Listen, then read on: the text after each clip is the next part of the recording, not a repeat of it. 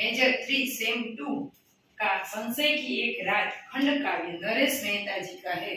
उसकी जो हमने पहली इकाई हमने पढ़ ली, पौराणिकता और आधुनिकता का समन्वय। आज हम उस दूसरी इकाई पर दृष्टिपात करेंगे। उसका इकाई का नाम है कि संशय की एक रात खंड काव्य में लोकतंत्र। तो संशय की एक रात खंड काव्य है जिसमें राम के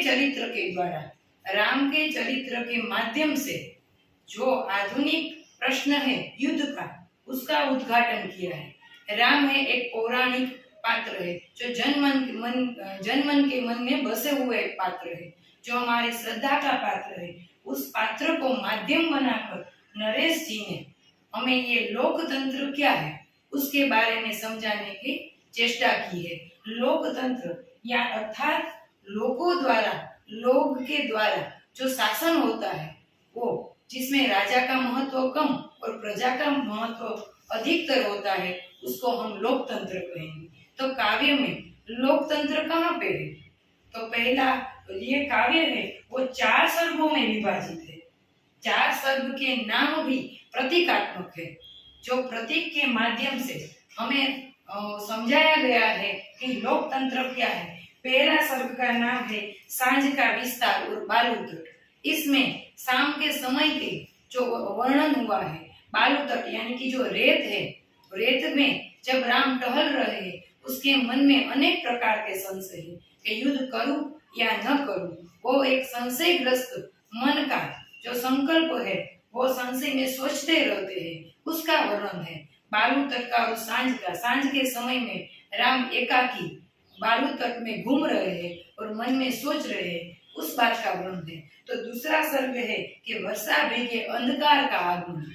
वर्षा भीगे यानी कि रात का जब बारिश हो रही है, उसमें जो अंधकार है मानो भीग गया है। अंधकार किसका स्वरूप है, किसका प्रतीक है? तो संशय का प्रतीक अंधकार है। उसमें वो भीगे हुए उसका मन है। मन कहीं भीगता नहीं है, लेकिन जो भावनाएं है मन की, वो भीगी हुई है। किसमें भीगी हुई है? जो संशय में भीगी हुई है, युद्ध करूं या न करूं, भावना में भीगा हुआ है।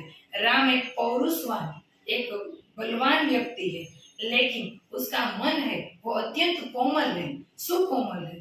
वो जनहित के लिए नहीं एक निर्णय नहीं कर पाते कि मैं युद्ध के माध्यम से सीता को, जो व्यक्तिगत समस्या खुद मानते हैं कि व्यक्तिगत समस्या के लिए मैं युद्ध में यानी कि लोगों जो जन है, जो मनुष्य है, उसको जोकू या न जोकू। और युद्ध में बहुत सारे परिणाम गलत होते हैं, तो वो परिणाम भुगतने अकेले राम को भुगतना नहीं पड़ेगा, लेकिन पूरे समाज को उसका फल मिलेगा। इसीलिए वो सोचते रहते हैं। वो 2 सर्ग है, उसमें राम के मन की ही बात आती है, वो सोच विचार ही करते रहते हैं। लेकिन जब तीसरा सर्ग में जब राम का मन पदार्पण करता है, तो उसका नाम है मध्य रात्रि की मंत्रणा और निर्णय। मध्य रात्रि की मंत्रणा और निर्णय सर्ग में लोकतंत्र की बात आती है। तीसरे सर्ग में ही लोकतंत्र में राम जो हनुमान सामान्य जन है उसको महत्व देते हैं। और तीसरे सर्ग का नाम है जो मध्य रात्रि में मंत्रणा होती है, राम अकेले घूमते हुए ऐसे टहलते हैं, तब उसको बुलाया जाता है कि हाँ आज हम मंत्रणा करेंगे कि युद्ध में कैसा, युद्ध का सारा जो उन्होंने निर्णय लिया है कि युद्ध कैसे करेंगे, उसकी मंत्रणा करनी है, तब उसको बुलाया जाता है। और मंत्रणा मध्य रात्रि है। मध्य रात्रि में सब बैठे हैं, सुग्रीव, हनुमान आदि सब बैठे हुए हैं। तब राम और अपने मन के विचार करते हैं कि मैं युद्ध करना नहीं चाहता। तब हनुमान है जो एक सामान्य जन का प्रतीक है, जो लोकतंत्र का प्रतीक है, वो राम को कहते हैं कि हमें हमारे न्याय के लिए युद्ध तो करना ही है, और युद्ध करके हमें ऐसे परतंत्र जीवन से मुक्त होना है। युद्ध है वो हम युद्ध से डरकर भागकर अपनी स्वतंत्रता को हम दांव पर नहीं लगा सकते, इसीलिए हमें तो युद्ध करना ही है। लेकिन राम से समझाते हैं कि मेरे कारण ही सारे युद्ध, आप सब युद्ध करने के लिए आतुर हो रहे हैं, लेकिन ये तो मेरी सीता का अपहरण, ये मेरी आप सबको नहीं उसमें आप सबको नहीं झोंकना है। युद्ध की विभीषिका बहुत ऐसी खराब होती है, तो की विभीषिका को जानते हैं कि युद्ध के परिणाम बहुत भयंकर आते हैं। सामान्य लोग जो बड़े बड़े राजा है वो युद्ध करते हैं अपने अपने स्वार्थ हेतु, तब सामान्य जनता को ही उसका कष्ट भोगना पड़ता है। हनुमान जो है जो सामान्य नागरिक का प्रतिनिधित्व करते हैं और वो कहते हैं कि हम अन्याय और शोषण से थक गए हैं, अब हमारा हम अन्याय के सामने हमें आवाज उठाने का मौका मिला है। ये सीता माता सीता है वो आपकी एक पत्नी नहीं है, लेकिन हमारी अपहरण यानी कि अपहरण की हुई स्वतंत्रता है, वो हमारी स्वतंत्रता का प्रतीक है। जो आज हम चुप बैठकर हम हमारी स्वतंत्रता को छीनने देंगे तो हम हमारा शोषण है वो अनवरत चलता ही रहेगा।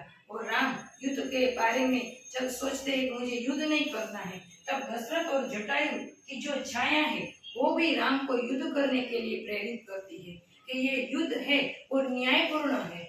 जो हम न्याय के लिए युद्ध करना छोड़ देंगे तो हमारा क्षात्र धर्म है वो भी एक कलंकित हो जाएगा, इसीलिए तुम्हें युद्ध करना ही चाहिए। ऐसा दशरथ और जटायु, जो पिता के समान जटायु को अग्नि संस्कार राम ने किया था, वो जटायु भी दशरथ के साथ उसकी छाया राम को प्रेरित करती है कि तुम युद्ध के निर्णय पर जो निर्णय है वही सही है, लेकिन तो भी राम के मन में संशय बना ही रहता है। इसीलिए रात की जो मंत्रणा है, मध्य रात्रि की जो मंत्रणा स्वर्ग में है, राम अपने विचार व्यक्त करते हैं कि मुझे युद्ध नहीं करना है।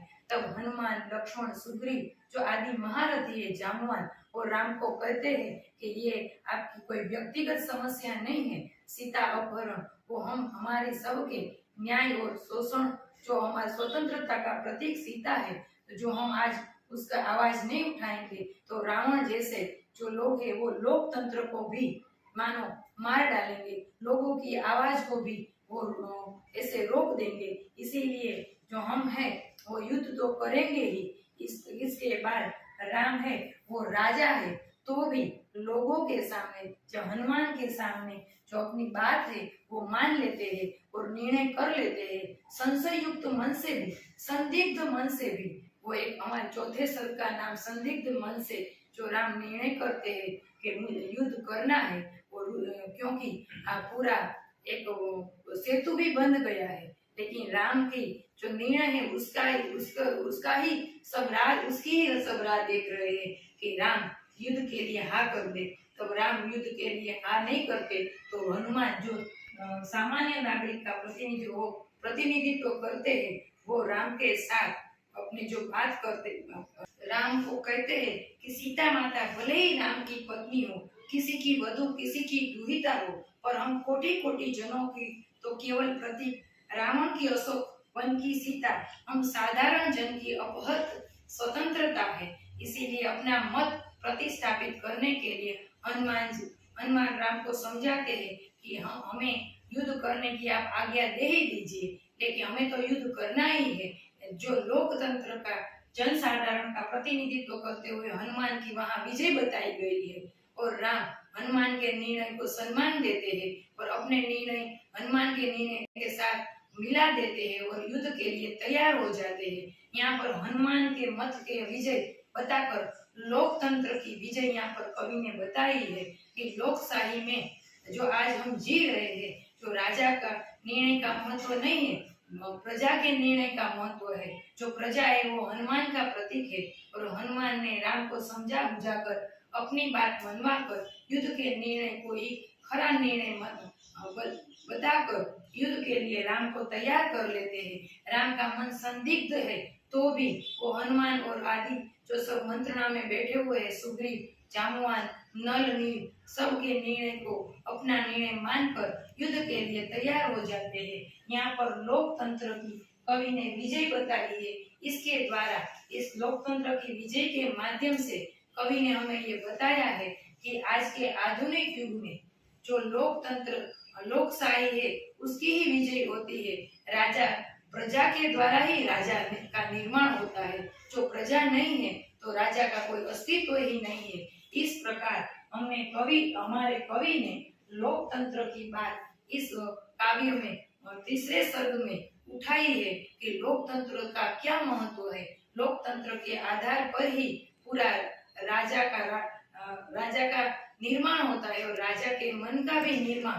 राजा का मन अपना व्यक्तिगत मन नहीं रहता, लेकिन लोगों के द्वारा उसके जो निर्णय है उसको मान्य रखना पड़ता है। इस प्रकार हमारे कवि ने एक आधुनिक बात है लोकतंत्र की, वो हमारे पौराणिक राम के द्वारा हमारी आधुनिकता उसमें मिलाकर लोकतंत्र की बात कही है।